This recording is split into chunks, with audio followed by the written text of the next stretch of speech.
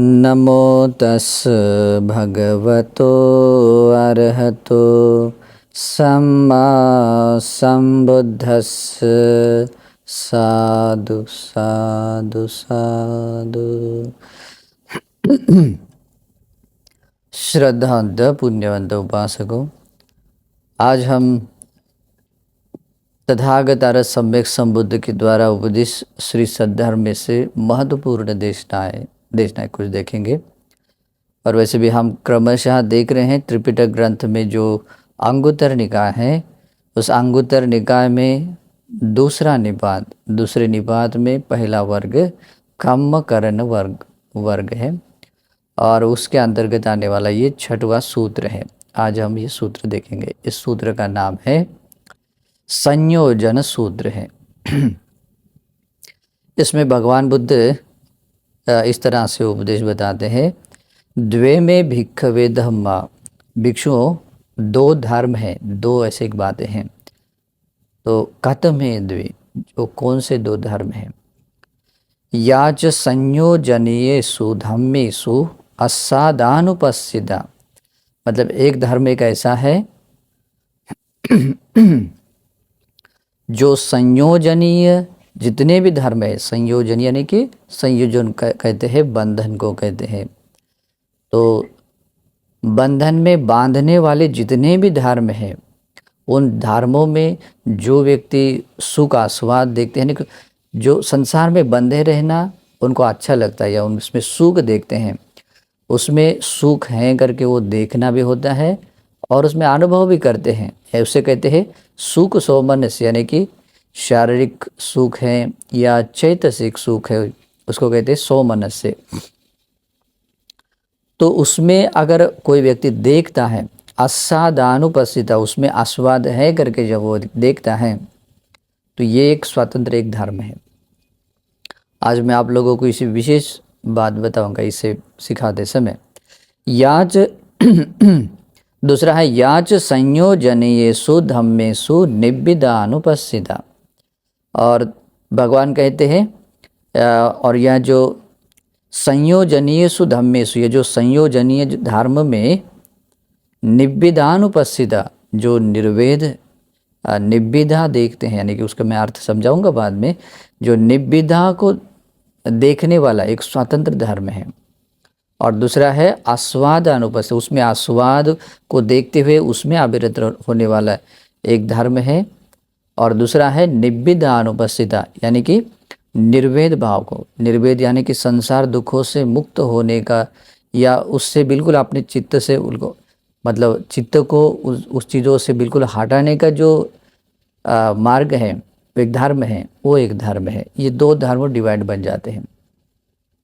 तो यहाँ देखिए संयोजनीयेषु धम्मेषु असादानुपस्थिता, तो संयोजनीय धर्म कौन कौन से हैं? जैसे कि ये इंद्रिय है, 6 इंद्रिय है और इंद्रियों के विषय हैं। यहाँ पर संयोजन उत्पन्न होते हैं, यानी कि जैसे चक्षु है, चक्षु से तो हम रूप देखते हैं और उस रूप के प्रति जो भी तृष्णा जागती है, जो भी उसमें सुख आस्वाद जागता है, यानी कि वेदना जागती है, सुखद वेदना क्यों लगती है? क्योंकि अगर प्रिय मनाप रूप लगा तो सुखद वेदना जागती है, इसे राग जागता है। दुखद वेदना आती है तो भगवान बुद्ध कहते हैं द्वेष जागता है। ओके, लेकिन द्वेष मुझे नहीं चाहिए करके ये भी एक तृष्णा है, ये भी तृष्णा जागती है।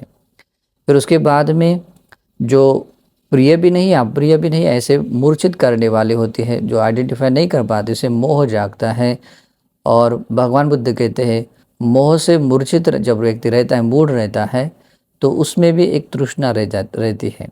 ठीक है, तो इस कारण से कभी कभी क्या होता है, बुरा है करके पता नहीं चलता, उसमें आस्वाद लेता है, अच्छा लगता है उसमें, अच्छा है मतलब अच्छा लगता है, लेकिन उसमें अकुशल पक्ष है या उसमें तृष्णा संयोजन बंधन है, समझ में नहीं है, तो उसमें भी आसक्त होता है। ये मोह का काम करता है, ये भी एक तृष्णा है। और जहाँ तृष्णा होती है वहाँ संयोजन है, तन्हा पच्चया उपादान। और ये उपादान जहाँ बंध जाते हैं तो वहाँ पर संयोजन भी बनते हैं, उसी को संयोजन कह सकते हैं।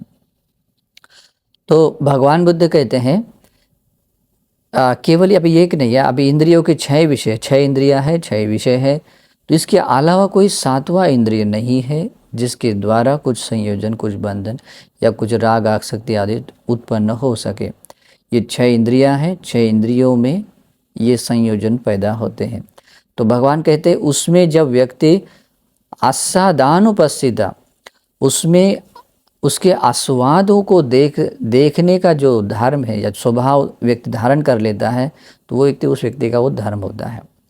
तो आस्वाद क्या होता है, जैसे कि अभी दूसरा भी देख सकते हैं, जैसे कि रूप, वेदना, संज्ञा, संखार और विज्ञान आता है, पंच उपादानस्कंध है।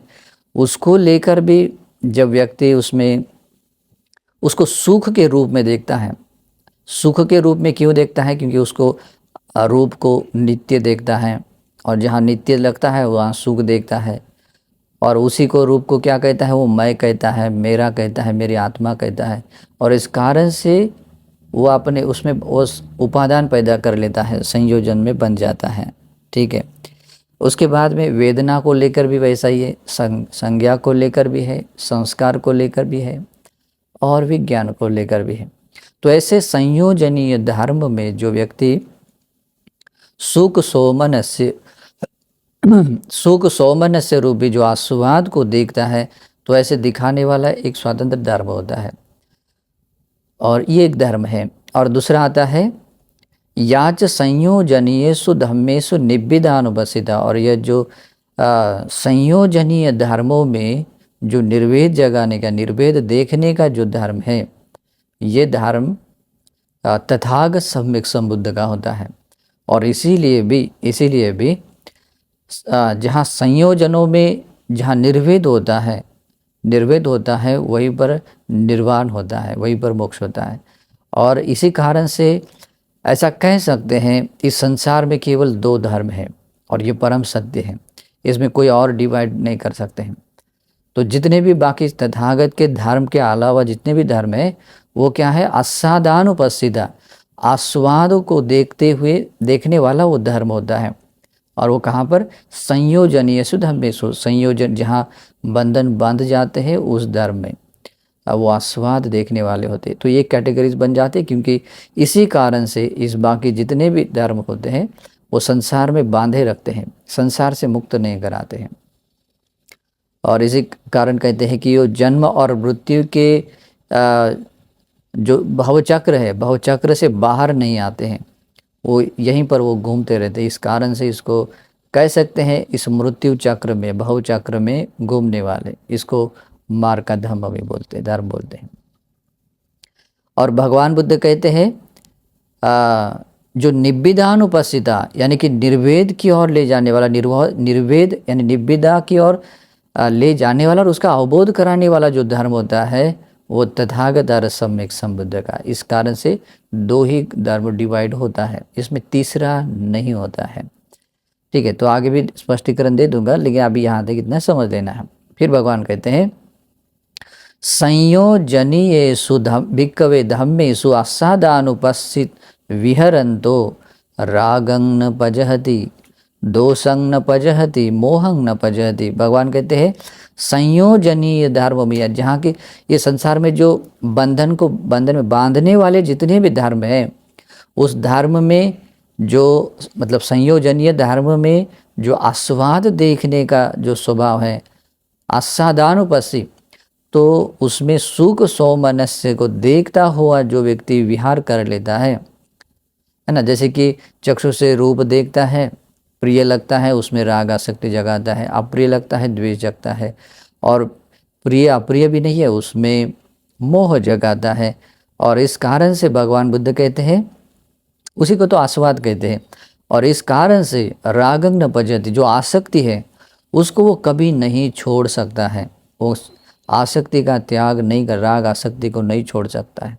दोषं न पजत, द्वेष भावना को भी, वो द्वेष संस्कारों को त्याग नहीं कर सकता है। और मोहं न पजहति, वो मोह को भी नहीं छोड़ सकता है, क्योंकि उसमें सुख आस्वाद देखने का यह है, क्या बोलते हैं, वो स्वभाव धर्म है। और इसी कारण भगवान बुद्ध कहते हैं इस संसार में अगर केवल आस्वाद ही होता, यानी कि सुख सौमनस्य से आस्वाद ही होता, इस संसार का कोई भी व्यक्ति मुक्त नहीं होता, कोई भी व्यक्ति मुक्त नहीं होता। लेकिन ऐसा नहीं है, केवल आस्वाद ही नहीं है, यानी कि सुख सौमनस्य से देखना ही इतना मात्र नहीं है, उसका आदि नव भी है, आदि नव भी है। इसी कारण से लोग मुक्त होते हैं आदि नव को देखकर। आस्वाद को देखकर कभी मुक्त नहीं होते हैं। और जो आस्वाद को देखने वाले और आस्वाद देखकर उसमें जो बंदिस्त होने वाले, तृष्णा में लिप्त होने वाले जो भी लोग और जो भी सत्व हैं, जो भी धर्म है, वे ये लौकिक क्षेत्र में है, मतलब इस भव चक्र में संसरण करवाते हैं। और जो जहाँ पर निर्वेद भाव जागता है, निर्वेद का अर्थ इससे पहले भी बताया गया है, लेकिन निर्वेद का अर्थ इस तरह से भी समझना चाहिए, जैसे कि व्यक्ति को इस भाव संसार में संसरण करने का जो मन है बिल्कुल उसका उब जाता है, उसका हट जाता है, थोड़ी सी भी रुचि नहीं रहती है। जैसे कि आदमी जैसे कि किसी जेल में रहता है, बहुत सालों तक रहता है, लेकिन वहाँ रहने का मन नहीं, तब वो बिल्कुल बाहर आने का मन होता है, उब जाता है वहाँ। तो वैसे ही जब तीव्र रूप से व्यक्ति को ऐसे दुखों से बाहर आने का या संयोजनों से मुक्त होने का जब विचार आता है, चित्त ऐसा बन जाता है, तो उसको कहते हैं निर्वेद भावना, निर्वेद भावना। लेकिन ये ऐसे ही नहीं जागती है, ये निर्वेद भाव जागने के लिए बहुत बड़ी लंबी प्रोसेस है। और भगवान बुद्ध कहते हैं ये निर्वेद जगाने वाला धर्म भी यही है, बोलते हैं। ठीक है, तो आगे क्योंकि उसमें उसका आदिनव का देखना बहुत ज़रूरी होता है, यानी कि अनित्य दुख अनात्म का संदर्शन करना बहुत ज़रूरी है। यानी कि विपස්සना से ये विपස්සना प्रज्ञा जगाना बहुत ज़रूरी है। अनित्य को अनित्य के रूप में, दुख को दुख के रूप में, अनात्म को अनात्म के रूप में जब ऐसा देखा जाता है तभी ये निवेदा जागती है, निर्वेद जागता है। लेकिन ये अनित्य दुख अनात्म का बोध होने के लिए व्यक्ति का चित्त समाहित होना, समाधिस्थ होना बहुत जरूरी होता है। समाधि को पाने के लिए समाधि को पाने के लिए व्यक्ति के भीतर मतलब सुख अनुभव होना बहुत ज़रूरी है। और सुख अनुभव होने के लिए ये शरीर और मन प्रक्षुब्ध होना, शांत होना बहुत ज़रूरी है। ये दोनों को ही प्रक्षुब्ध होने के लिए प्रीति का होना जरूरी होता है। प्रीति को जागने के लिए वीर्य करना बहुत जरूरी होता है। और वीर्य जगाने के लिए धर्म के अनुसार योनिसो मनसिकार करना जरूरी, धर्म का ज्ञान होना जरूरी होता है। धर्म का ज्ञान होने के लिए धर्म को उदाहरण की व स्मृति में होना जरूरी होता है। और उस धर्म को स्मृति में रखने के लिए भगवान बुद्ध या भगवान के श्रावकों के द्वारा धर्म श्रवण करना जरूरी होता है। और जहाँ धर्म श्रवण किया जाता है और उसको करने के लिए उनके पास जाना पड़ता है। तो इस तरह से ये सारे स्टेप्स आती है। और भगवान का धर्म कैसे है? संयोजनों से, यानी बंधनों से मुक्त होने के लिए ही भगवान का धर्म है। और बाहर के जितने भी फिर बाहर जितने धर्म है और उसको एक ही कैटेगरीज में वो उसको ये कर सकते हैं, उसको डिवाइड कर सकते हैं कि जो संयोजनीय धर्म है, बंधनों में बांधने वाले जो धर्म है, उसमें सुख का स्वाद देखने वाला वो धर्म है। और भगवान का धर्म कैसा है? संयोजनीय धर्म में और निविधा दिखाने वाला, निर्वेद का अवबोध करने वाला ये धर्म है। इसको कहते हैं मुक्ति का मार्ग, और दूसरा कहते हैं लौकिक संसार चक्र में पड़ा हुआ धर्म। इस कारण से भी भगवान कहते हैं जो आस्वादानुपस्थित होकर विहार करते हैं, यानी कि सुख सौमनस्य को देखते हुए जो विहार करते हैं, अपना जीवन जीते हैं, वे उन लोगों के लिए वे लोग राग को नहीं छोड़ सकते, द्वेष को नहीं छोड़ सकते, मोह को नहीं छोड़ सकते। और जहाँ राग द्वेष मोह का छोड़ना नहीं होता है, वहाँ पर दुख चक्र होता है, संसार चक्र होता है। और भगवान आगे भी कहते हैं रागं अपहाय दोषं अपहाय मोहं अपहाय न परिमुच्यति जातिया जराय मरने न शोके परिदेव दुखे दो मन से उपाया से। और भगवान कहते हैं राग को बिना मतलब नष्ट न करने के कारण, द्वेष को नष्ट न करने कारण, मोह को नष्ट न करने के कारण न परिमुच्यति, वे व्यक्ति मुक्त नहीं होते हैं। किससे? जन्म लेने के स्वभाव से मुक्त नहीं होते हैं, बूढ़ा होने के स्वभाव से मुक्त नहीं होते हैं, मरने के स्वभाव से मुक्त नहीं होते हैं। जो संसार में संसरण करते हुए विविध प्रकार की अप्रिय घटना घटित होने से जो शोक करता है, उस शोक, बार बार शोक मिलने के स्वभाव से वो मुक्त नहीं होता है। जो रोना धोना, प्रियजनों के वियोग से आदि आदि जो रोते हैं लोग, उस दुख स्वभाव से वो मुक्त नहीं होता है। शारीरिक दुखों से मुक्त नहीं होता है। मानसिक दुख यानी कि दौर्मनस्य भाव से मुक्त नहीं होता है। जो बहुत सारा विलाप करते हुए जो दुख से जीवन जीते हैं, रोते हैं, उस स्वभाव से मुक्त नहीं होते हैं। और इसी कारण से भगवान कहते हैं न परिमुच्यति दुख समाति वदामि। और इस जीवन में और इस संसार में जो दुख है, उस दुख से वे लोग कभी मुक्त नहीं होते। और संसार में दुख क्या है? जाति भी दुखा, जरा भी दुखा, जन्म दुख है, बुढ़ापा दुख है, मरण दुख है। वे लोग दुख से मुक्त नहीं होते कहते। इसीलिए भी इस भगवान के धर्म के बाहर जो भी जिस किसी धर्म को फॉलो करता है, तो वो कौन से धर्म को फॉलो करता है? संयोजनीयेषु धम्मेषु आस्वादानुपस्थिता, मतलब वो सुख सौमनस्य को देखता हुआ और दिखाने वाला ही वो धर्म है। ऐसा नहीं है कि आपको सुख सौमनस्य को वो उसे बिल्कुल उसका आदि न दिखाएगा, नहीं दिखाएगा। ओके, थोड़ी देर के लिए हमें लगता है कि जैसे कि कोई आदमी बीमार पड़ता है, बहुत रोगी होता है, लगता है अरे ये शरीर कितना बीमार है, उसका रोगी होना उसका शोभा है, मुझे दुख नहीं चाहिए, मुझे तो इससे बाहर आना है, मुझे इससे मुक्त होना चाहिए। लेकिन जब थोड़ा बीमारी ठीक हो जाती है, फिर से वो ये हो जाता है। जब मृत्यु के बारे में सोचता है तो मृत्यु का दुख बहुत भयावह लगता है ना। लेकिन वो समय थोड़ा सा अगर टल जाता है तो वो बिल्कुल ऐसे लगता है कि हम अमर हैं, ऐसे ही स्वभाव से भी रहता है। या मरने के बाद फिर जन्म लेता है तो फिर वैसे ही प्रोसेस में गुजरता है। तो इस कारण से हमेशा वो सुख आस्वाद में ही रहता है। इस कारण से भगवान बुद्ध कहते हैं वे राग द्वेष मोह को छोड़ नहीं सकते, और उसका राग द्वेष मोह को नष्ट न करने के कारण ही वो जाति जरा व्याधि मरण शोक परिदेव दुख दौर्मन से उपायास आदि दुखों से मुक्त नहीं होता है। वो दुखों से मुक्त नहीं होता। दुखों से मुक्त नहीं होता यानी क्या है? वो निर्वाण नहीं पा सकता है, उसको मोक्ष नहीं मिलता है।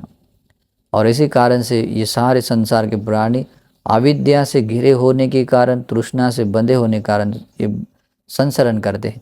और उसके सत्य स्वभाव को न समझने का कारण ये भी है कि अविद्या होती है।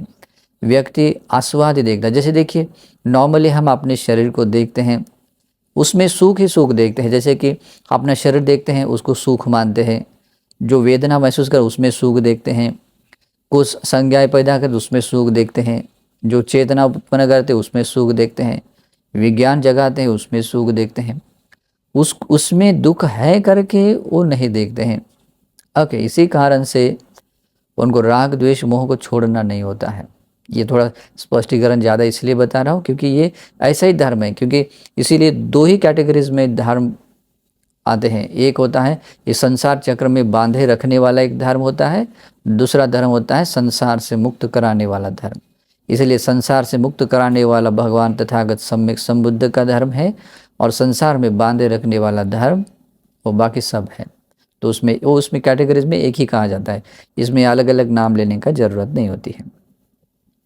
बाद में भगवान बुद्ध कहते हैं संयोजनीयेषु भिक्खवे धम्मेषु निब्बिदानुपस्सी विहरन्तु रागं पजहति दोषं पजहति मोहं पजहति। भगवान कहते हैं ये जो संयोजनीय जो धर्म है, और उस धर्म में जब निर्वेद जागता है या निर्विदा जगाने योग्य उसकी अनुपासना करता है। अनुपासना करना यानी क्या होता है? ऐसा कोई भी उठ के अनुपासना मतलब मन स्वीकार करने से नहीं होता है। जब व्यक्ति भगवान के द्वारा उपदिष्ट सद्धर्म श्रवण कर लेता है, जैसे कि 6 इंद्रियों के बारे में, और 6 इंद्रियों में जितने भी स्वभाव है, जैसे कि देखिए ये चक्षु है, आँखों से रूप देखते हैं, रूप को देखने समझने वाला चक्षु का विज्ञान होता है। 3 वो चक्षु, ये रूप और विज्ञान, ये 3 इकट्ठा होने से स्पर्श हो जाता है। स्पर्श से वेदना होती है, और वेदना होने से तृष्णा जागती है ना। तृष्णा जागने से और भी बहुत सारी क्रियाएं होती हैं, है ना। तो ये जितनी भी क्रियाएं आती है, तृष्णा जागती है, वहाँ संयोजन पैदा हो जाते हैं।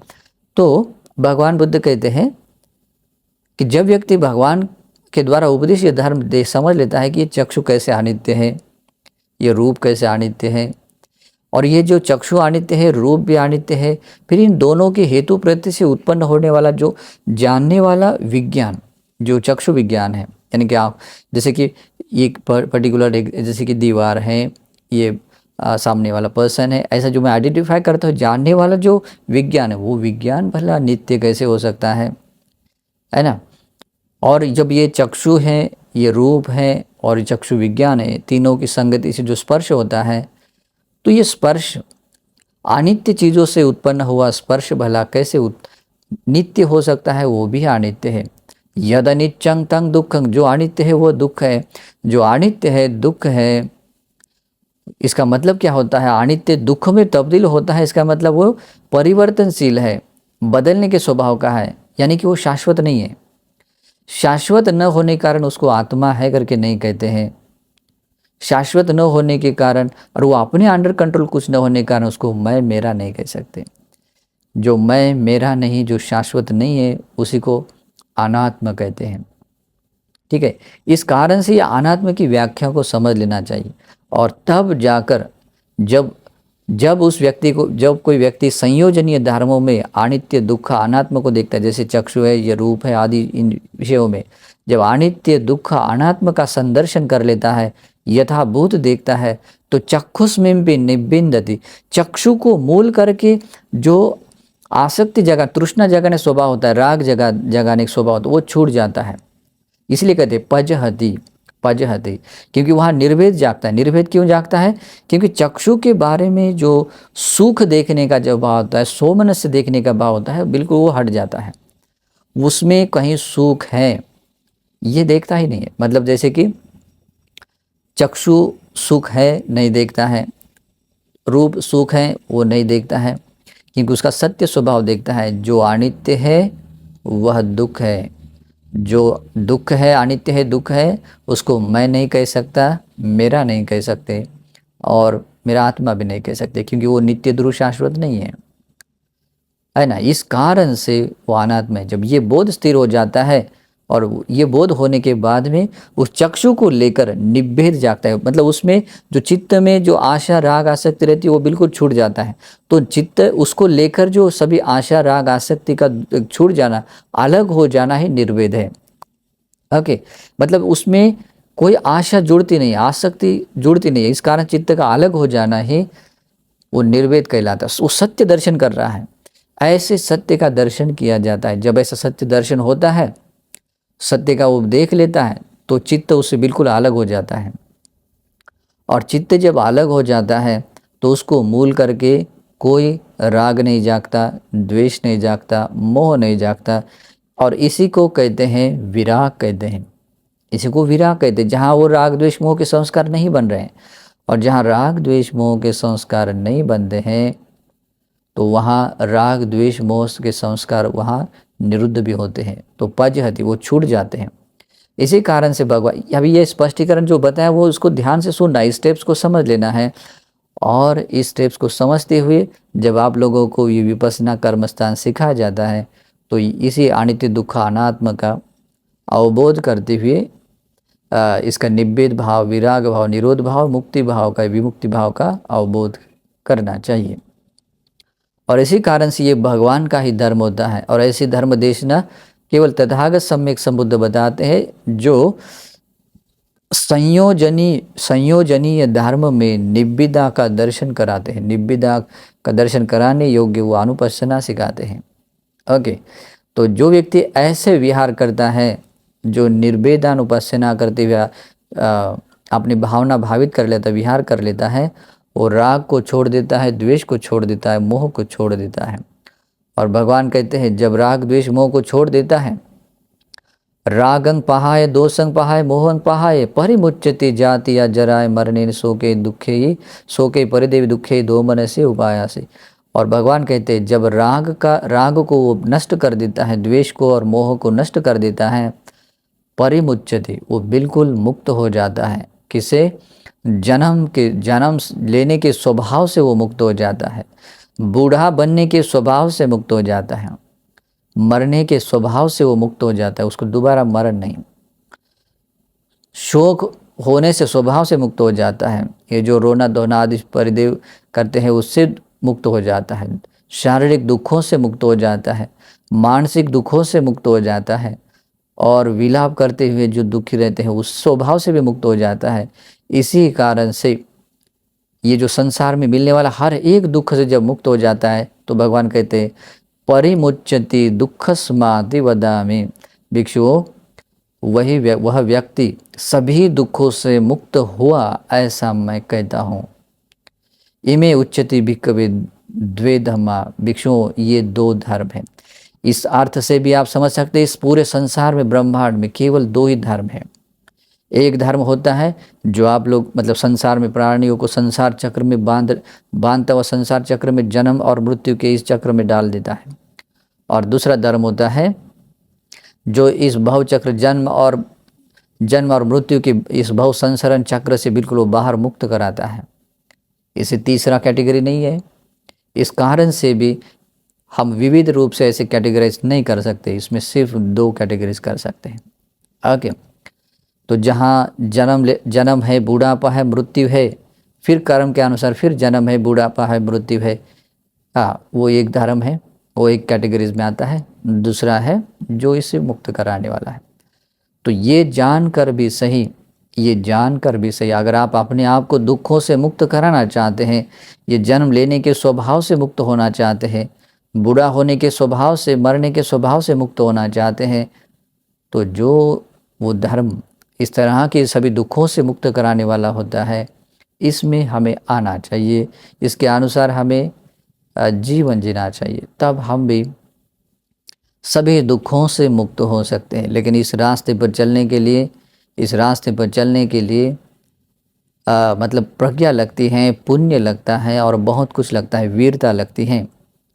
कुछ लोग ऐसे कहते हैं कि कुछ लोग ऐसे बहुत अपने शरीर को पीड़ा पहुंचाने वाली दुखद तपस्या करते हैं, कहते हैं ये मुक्ति का मार्ग है, और कहते हैं इस मार्ग में ये मार्ग बहुत कठिन है, मुक्ति का मार्ग कठिन है, इसलिए इसे बहुत लोग नहीं जाते हैं, जो हम जाते हैं हम ही मुक्त होते हैं, ऐसे बोलते हैं। लेकिन वो सब संयोजनीयेषु धम्मेषु आस्वादानुपस्थिता, वो आस्वाद को देखने वाले, उसमें सुख सोमन से देखते हुए जीने वाले लोग होते हैं। इस कारण से भी राग द्वेष मोह से मुक्त नहीं होते। और ये बात एक बहुत लंबे समय से आई हुई बात है कि उस परंपराओं में जो लोग ऐसे समझते हैं, उन परंपराओं में एक आदमी मुक्त होना तो बहुत दूर है, सुगति लोग देवलोक में भी नहीं गए हैं, सब के सब दुर्गति लोक में गए हैं। भगवान बुद्ध 91 कल्प के इस इतिहास में बताते हैं, सिर्फ एक आदमी छोड़ गया, क्योंकि वो कर्म और विपाक पर विश्वास करता हुआ, सही तरीके से विश्वास करने का सुगति लोक में गया। वो भी ऊपर के नहीं, भूमट्ट का एक देवता नहीं, चातु महाराज देवता लोक में गया, बाकी तो सब के सब दुर्गति नरक लोक में गए हैं। ठीक है, तो इस कारण से भी इस संसार में 2 ही धर्म कैटेगराइज किए जाते हैं। तो ये जो संयोजनीय सूत्र है यहाँ पर समाप्त होता है। नमो बुद्धाय।